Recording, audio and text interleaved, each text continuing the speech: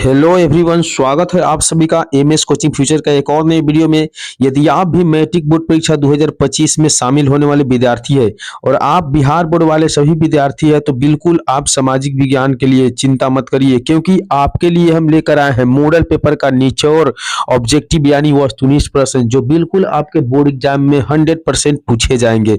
बिल्कुल यह वीडियो आपके लिए 10 से 15 मिनट का बनाया गया है और इस वीडियो में इतने इंपोर्टेंट प्रश्न बताया जा रहा है जो निश्चित रूप से आपके एग्जाम के लिए वीवीआई ही नहीं बल्कि समझ लीजिए कि वेरी इंपोर्टेंट ही नहीं बल्कि समझ लीजिए कि बहुत ज्यादा इंपोर्टेंट है। तो बता दें तो इस वीडियो को शुरू से अंत तक आप निश्चित रूप से जरूर देख लें और याद रखें कि इस वीडियो में जो भी प्रश्न बताया जा रहा है यदि आप उसका आंसर जानते हैं तो बिल्कुल आप पहले से आंसर आप देते चलिए और कमेंट करके बताते चलिए कि वीडियो किस तरह के लग रहा है। तो चलिए हम देरी नहीं करते हुए वीडियो को शुरू करते हैं। तो देखते हैं कि आज का वीडियो का पहला प्रश्न, काउंट काबूर को विक्टर इमैनुअल के पद पर नियुक्त किया। काउंट काबूर जो थे उनके विक्टर इमैनुअल ने किस पद पे नियुक्त किया था? याद रखना है कि प्रधानमंत्री पद पे नियुक्त किए थे। आपके बोर्ड एग्जाम में इसी प्रकार से ए बी सी और डी करके 4 ऑप्शन हो गए, जिनमें से कोई एक ऑप्शन सही होगा और वही सही उत्तर को आप ओएमआर शीट में भरिएगा। तो इस प्रश्न का सही उत्तर ऑप्शन सी अर्थात प्रधानमंत्री होगा। चलिए बढ़ते हैं अगले प्रश्न की ओर। दूसरा प्रश्न दिया हुआ है कि बिस्मार्क क्या था? याद रखना है कि बिस्मार्क एक कूटनीतिक था। तो फटाफट इस वीडियो को लाइक करके चैनल को सब्सक्राइब कर लीजिए और दोस्तों का साथ शेयर जरूर करिए। तो इस प्रश्न का आंसर आपका कूटनीतिक यानी ऑप्शन बी डी बिल्कुल सही उत्तर है। एक एक प्रश्न इंपॉर्टेंट है, आप वीडियो को स्किप नहीं करिए, क्योंकि इस वीडियो को अगर आप देख लेते हैं तो सामाजिक विज्ञान का एक भी प्रश्न आपसे एग्जाम में नहीं छूटेगा। तो 3 नंबर प्रश्न दिया हुआ है कि बोल्शेविक क्रांति कब हुई? बोल्शेविक क्रांति कब हुई? याद रखना है कि नवंबर 1917 में बोल्शेविक क्रांति हुआ था, इसलिए ऑप्शन बी बिल्कुल इसका सही उत्तर है। बिल्कुल चुना हुआ प्रश्न है, क्योंकि 2025 में एग्जाम देने वाले विद्यार्थी आप डरिए मत, इस वीडियो के पूरे देख कर जाइए। आप लोग वीडियो को स्किप करके जो गलती करते हैं वैसे गलती नहीं करना है, क्योंकि 10 से 12 मिनट की अगर वीडियो देखते हैं तो निश्चित रूप से यह प्रश्न आपके बोर्ड एग्जाम में आने वाला है। दिया हुआ है 4 नंबर प्रश्न में कि हिंद चीन पहुंचने वाले प्रथम व्यापारी कौन थे? तो याद रखना है कि हिंद चीन पहुंचने वाले प्रथम व्यापारी पुर्तगाली थे, इसलिए ऑप्शन सी बिल्कुल इसका सही उत्तर हो जाएगा। तो अभी तक YouTube चैनल को सब्सक्राइब नहीं किया तो बिल्कुल सब्सक्राइब करिए फटाफट और दोस्तों के साथ शेयर जरूर करिए। हिंद चीन क्षेत्र में कौन से देश आते हैं? हिंद चीन क्षेत्र में कौन से देश आते हैं? याद रखना है कि कंबोडिया, वियतनाम और लाओस जो है हिंद चीन क्षेत्र में आते हैं। ऑप्शन सी बिल्कुल इसका सही उत्तर हो जाएगा। फटाफट वीडियो को लाइक करके चैनल को सब्सक्राइब करके दोस्तों के साथ शेयर कर दीजिए और आपको प्रत्येक दिन शाम 6 बजे और सुबह 6 बजे वीडियो देखने के लिए मिलेगा। तो बिल्कुल इस यूट्यूब चैनल पे को सब्सक्राइब करके रखना है और एक एक वीडियो जो भी बनाया जा रहा है वो बिल्कुल कंप्लीट आप लोग देखिए शुरू से अंत तक। तो 6 नंबर प्रश्न दिया हुआ है कि रंपा विद्रोह कब हुआ था? याद रखना है कि रंपा विद्रोह जो हुआ था वह कब हुआ था यह पूछा जा रहा है। तो इस प्रश्न का सही उत्तर 1916 ईस्वी में रंपा विद्रोह हुआ था। ऑप्शन ए बिल्कुल सही उत्तर है। आप लोग देख पा रहे हो कि कितने इंपोर्टेंट क्वेश्चन इस वीडियो में बनाया गया है और लाया गया है आप लोगों के लिए, ताकि बोर्ड एग्जाम में आपका कोई प्रॉब्लम नहीं हो। तो 7 नंबर प्रश्न है कि भारत के लिए फैक्ट्री एक्ट कब पारित हुआ था? तो भारत के लिए फैक्ट्री एक्ट कब पारित हुआ था? याद रखिएगा कि 1881 ईस्वी में भारत के लिए फैक्ट्री एक्ट पारित हुआ था। ऑप्शन सी बिल्कुल इसका सही उत्तर हो जाएगा। अगली प्रश्न दिया हुआ है कि सामंती व्यवस्था से हटकर किस प्रकार की शहरी व्यवस्था की प्रवृत्ति बढ़ी है? प्रश्न को समझना है कि सामंती व्यवस्था से हटकर किस प्रकार की शहरी व्यवस्था की प्रवृत्ति बढ़ा है। तो 8 नंबर प्रश्न का सही उत्तर प्रगतिशील प्रवृत्ति यानी ऑप्शन ए बिल्कुल सही उत्तर हो जाएगा। याद रखना है कि प्रगतिशील प्रवृत्ति। अगली प्रश्न की ओर बढ़ते हैं। 9 नंबर प्रश्न दिया हुआ है कि द्वितीय युद्ध के बाद यूरोप में कौन सी संस्था का उदय आर्थिक दुष्प्रभावों को समाप्त करने के लिए हुआ था? तो यह जो संस्था थी, याद रखना है कि द्वितीय युद्ध आपसे पूछा जा रहा है कि द्वितीय युद्ध के दौरान जो है द्वितीय युद्ध के बाद में कौन से दुष्प्रभाव समाप्त करने के लिए हुआ था? तो याद रखिएगा कि यूरोपीय संघ इसका सही उत्तर ऑप्शन डी हो जाएगा, यूरोपीय संघ। चलिए अगली प्रश्न की ओर बढ़ते हैं। 10 नंबर प्रश्न देखते हैं। दिया हुआ है कि किसने कहा मुद्रण ईश्वर की दी हुई महानतम देन है, सबसे बड़ा तोहफा? किसने कहा कि मुद्रण ईश्वर की दी हुई महानतम देन है, सबसे बड़ी तोहफा? याद रखना है कि यह मार्टिन लूथर के द्वारा कहा गया था। ऑप्शन आपका बी बिल्कुल सही उत्तर है, मार्टिन लूथर। बिल्कुल एक से एक इंपोर्टेंट प्रश्न है इस वीडियो में, तो आप वीडियो को स्किप ना करें और शुरू से अंत तक जरूर देख ले, क्योंकि पूरे किताब और पूरे मॉडल पेपर का निचोड़ प्रश्न है इस वीडियो में। अगला प्रश्न दिया हुआ है 11 नंबर की वन स्थिति रिपोर्ट के अनुसार भारत में वन का विस्तार है। तो वन स्थिति रिपोर्ट के अनुसार भारत में वन का विस्तार क्या है? याद रखना है कि 11 नंबर प्रश्न का सही उत्तर होने वाला आपका 20% भौगोलिक क्षेत्र में। कितना होने वाला है? 20% भौगोलिक क्षेत्र में। आपका ऑप्शन सी बिल्कुल सही उत्तर है। चलिए बढ़ते हैं अगले प्रश्न की ओर। बिल्कुल आप लोग इस यूट्यूब चैनल को सब्सक्राइब करके, वीडियो को लाइक करके, चैनल को सब्सक्राइब तो जरूर करना है और शेयर दोस्तों के साथ करते चलिए। और चलिए 12 नंबर प्रश्न है, दिया हुआ है कि सौर ऊर्जा निम्नलिखित में से कौन सा संसाधन है?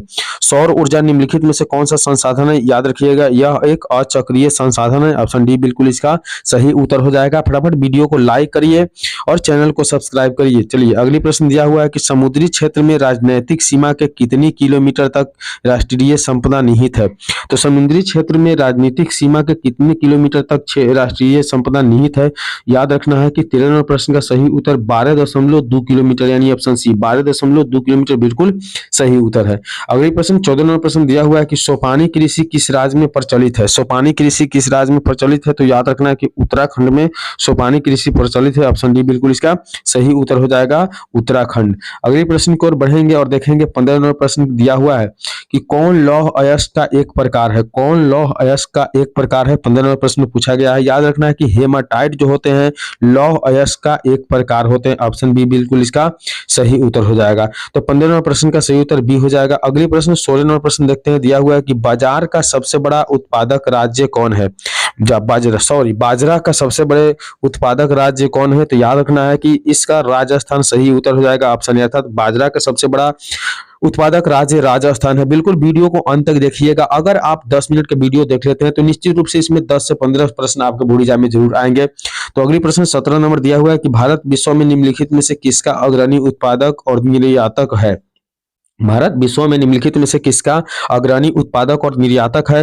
तो 17 नंबर प्रश्न का सही उत्तर ऑप्शन डी अर्थात चाय हो जाएगा। बिल्कुल सही उत्तर है, चाय ऑप्शन डी में दिया हुआ है। अगली प्रश्न 18 नंबर प्रश्न दिया हुआ है कि भारत के किन शहरों में मेट्रो रेल सेवा उपलब्ध है? तो भारत के किन शहरों में मेट्रो रेल सेवा उपलब्ध है? तो 18 नंबर प्रश्न का सही उत्तर कोलकाता एवं दिल्ली। कहाँ है? तो कोलकाता एवं दिल्ली, ऑप्शन ए बिल्कुल इसका सही उत्तर है। अगले प्रश्न की ओर बढ़ते हैं। 19वां प्रश्न दिया हुआ है कि वन्य जीव बोर्ड की स्थापना कब हुई? वन्य जीव बोर्ड की स्थापना 1952 ईस्वी में हुआ था। ऑप्शन बी बिल्कुल इसका सही उत्तर है। 1952 ईस्वी में वन्य जीव बोर्ड की स्थापना की गई थी। अगले प्रश्न दिया हुआ है 4 नंबर प्रश्न। अगले प्रश्न दिया हुआ है 21 नंबर प्रश्न दिया हुआ है कि लोकतंत्र एक शासक व्यवस्था है। लोकतंत्र एक शासन व्यवस्था है। तो इस प्रश्न का सही उत्तर क्या हो जाने वाला है? याद रखना है कि उपयोग सभी यानी लोगों के द्वारा और लोगों के लिए जो होते हैं, लोकतंत्र एक शासन व्यवस्था होती है। अगले प्रश्न की ओर बढ़ेंगे और 22 नंबर प्रश्न देखेंगे। दिया हुआ है कि स्थानीय स्वशासन की राज्य के नीति निर्देश सिद्धांतों से संबंध किस अनुच्छेद में चर्चा है? तो देखिए कहा जा रहा है कि स्थानीय स्वशासन की राज्य के नीति निर्देश सिद्धांतों से संबंध किस अनुच्छेद में चर्चा किया गया है? तो 22वें प्रश्न का सही उत्तर ऑप्शन सी अर्थात अनुच्छेद 40 में चर्चा किया गया है, इसलिए ऑप्शन सी बिल्कुल इसका सही उत्तर हो जाएगा। अगले प्रश्न 23वें प्रश्न दिया हुआ है कि सोवियत संघ का विखंडन वर्ष है। सोवियत संघ का विखंडन वर्ष क्या है? तो 23वें प्रश्न का सही उत्तर 1989 सोवियत संघ का विखंडन वर्ष है। ऑप्शन सी बिल्कुल इसका सही उत्तर है। अगले प्रश्न 24वां प्रश्न दिया हुआ है कि दल बदल कानून निम्नलिखित में से किस पर लागू होता है? दल बदल कानून निम्नलिखित में से किस पर लागू होता है? तो 24वां प्रश्न का सही उत्तर ऑप्शन ए अर्थात संसदों एवं विधायकों पर लागू होता है, जो ऑप्शन ए बिल्कुल इसका सही उत्तर हो जाएगा। अगले प्रश्न की ओर बढ़ते हैं और 25वां प्रश्न देखते हैं कि राजनीतिक दलों की मान्यता और उसका चिन्ह किसके द्वारा प्रदान किया जाता है? तो याद रखना है कि राजनीतिक दलों का मान्यता और उसका चिन्ह किसके द्वारा प्रदान किया जाता है, पूछा जा रहा है। तो याद रखना है कि निर्वाचन आयोग, यानी ऑप्शन सी बिल्कुल इसका सही उत्तर है। बिल्कुल इंपोर्टेंट प्रश्न है, तो वीडियो को अंत तक जरूर देखिएगा। दिया हुआ है कि निम्नलिखित में से कौन सा कार्य राजनीतिक दल नहीं करता है? निम्नलिखित में से कौन सा कार्य जो है जिसे राजनीतिक दल नहीं करता है? तो 26 नंबर प्रश्न का सही उत्तर ऑप्शन डी अर्थात अफसरों की बहाली जो है राजनीतिक दल नहीं करते, इसलिए ऑप्शन डी बिल्कुल इसका सही उत्तर हो जाएगा।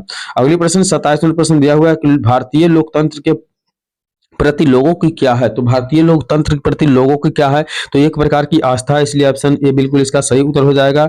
बिल्कुल एक से एक इंपोर्टेंट प्रश्न है, वीडियो को अंत तक जरूर देखिएगा। दिया हुआ है कि 15वीं लोकसभा चुनाव में कांग्रेस को प्राप्त सीटों की संख्या कितनी थी? तो 15वीं लोकसभा चुनाव में कांग्रेस को प्राप्त सीटों की संख्या कितनी है, यह पूछा जा रहा है। तो याद रखना है कि 28 नंबर प्रश्न का सही उत्तर ऑप्शन सी अर्थात 202। कितने हैं? 202 सीट प्राप्त हुए थे कांग्रेस को। अगले प्रश्न की ओर बढ़ते हैं। दिया हुआ है 29 नंबर प्रश्न की श्रीलंका में संघर्ष श्रीलंका में संघर्ष क्या माना जाता है? तो याद रखना है कि लीटे एवं सरकार के बीच में संघर्ष माना जाता है श्रीलंका में। ऑप्शन सी बिल्कुल इसका सही उत्तर है। अगले प्रश्न 30 नंबर प्रश्न दिया हुआ है कि स्वतंत्रता पूर्व भारतीय अर्थव्यवस्था क्या थी? स्वतंत्रता के पहले भारत की अर्थव्यवस्था क्या थी, यह पूछा जा रहा है। तो याद रखना है कि 30 प्रश्न की सही उत्तर है कृषि प्रधान, यानी ऑप्शन ए बिल्कुल सही उत्तर है। स्वतंत्रता के पूर्व भारतीय अर्थव्यवस्था जो थी कृषि प्रधान थी। अगले प्रश्न की ओर बढ़ेंगे और 31 नंबर प्रश्न देखेंगे। दिया हुआ है कि फूट डालो और राज करो की नीति अपनाई। फूट डालो और राज करो की नीति अपनाया गया था किनके द्वारा? तो अंग्रेजों के द्वारा अपनाया गया था। ऑप्शन सी बिल्कुल इसका सही उत्तर है। अगले प्रश्न देखते हैं। 32 नंबर प्रश्न दिया हुआ है कि राष्ट्रीय आय की गणना की विधि है। राष्ट्रीय आय की गणना की विधि क्या होती है? तो याद रखना है कि यह मूल्य योग विधि होती है। क्या होती है? राष्ट्रीय आय की गणना की विधि मूल्य योग विधि होती है। ऑप्शन बी बिल्कुल इसका सही उत्तर है। अगले प्रश्न की ओर बढ़ते हैं और 33 नंबर प्रश्न देखते हैं। दिया हुआ है कि मुद्रा एक अच्छा है। मुद्रा एक अच्छा क्या है? तो मुद्रा एक अच्छा मालिक है। याद रखना, ऑप्शन बी बिल्कुल इसका सही उत्तर है। अगले प्रश्न है 34 नंबर प्रश्न देखते हैं। दिया हुआ है 34 नंबर प्रश्न में कि अर्ध सरकारी वित्तीय संस्था है। अर्ध सरकारी वित्तीय संस्था कौन है?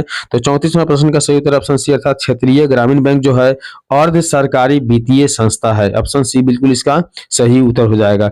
चलिए बढ़ते हैं अगले प्रश्न की ओर। 35 नंबर प्रश्न देखते हैं। दिया हुआ है कि राज्य स्तरीय संस्थागत वित्तीय संस्था है। राज्य स्तरीय संस्थागत वित्तीय संस्था कौन है? तो 35 नंबर प्रश्न का सही उत्तर ऑप्शन बी अर्थात सहकारी बैंक होंगे जाएंगे आपके राज्य स्तरीय संस्था वित्तीय संस्था, इसलिए ऑप्शन बी बिल्कुल इसका सही उत्तर है सहकारी बैंक। अगले प्रश्न की ओर बढ़ते हैं। 36 नंबर प्रश्न देखते हैं। दिया हुआ है कि नरेगा पूरी तरह सफल नहीं हो पा रही है, इसका कारण क्या है? तो नरेगा पूरी तरह से सफल नहीं क्या हो पा रहा है, इसका कारण है बिचौलिए लोग, इसलिए ऑप्शन ए बिल्कुल इसका सही उत्तर है। अगले प्रश्न देखिए। दिया हुआ है 37 नंबर प्रश्न की WTO का पूरा नाम क्या है? WTO का पूरा नाम क्या है? याद रखना है कि ऑप्शन डी यानी world trade organization. World trade organization जो है आपका WTO का पूरा विस्तारित नाम है। ऑप्शन डी बिल्कुल इसका सही उत्तर है। अगले प्रश्न यानी 38 नंबर प्रश्न देखिए। दिया हुआ है कि उपभोक्ता को जानकारी लेना चाहिए किसी वस्तु का।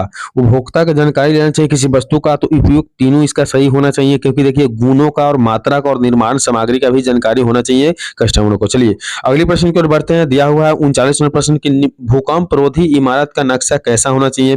तो याद रखना है कि भूकंप रोधी मकान जो बनाया जाती है उसका आकार जो होती है साधारण तथा आयताकार होना चाहिए। ऑप्शन सी बिल्कुल इसका सही उत्तर है। अगले प्रश्न 40 नंबर प्रश्न दिया हुआ है कि 23 दिसंबर 1972 को किस मध्य अमेरिकी देश में एक के बाद एक भूकंप आए थे? तो याद रखना है कि ऑप्शन बी जो इसका बिल्कुल सही है निकारागुआ में। ऑप्शन बी बिल्कुल सही उत्तर है। तो चलिए इस वीडियो में हम 1 से 40 ऑब्जेक्टिव प्रश्न बताए हैं जो बिल्कुल आप लोग थंबनेल यानी पोस्टर पे देखे थे, और अगले वीडियो में हम कोशिश करेंगे कि 40 से 80 प्रश्न लेकर आए। तो चलिए मिलेंगे अगले वीडियो में, तब तक के लिए बाय।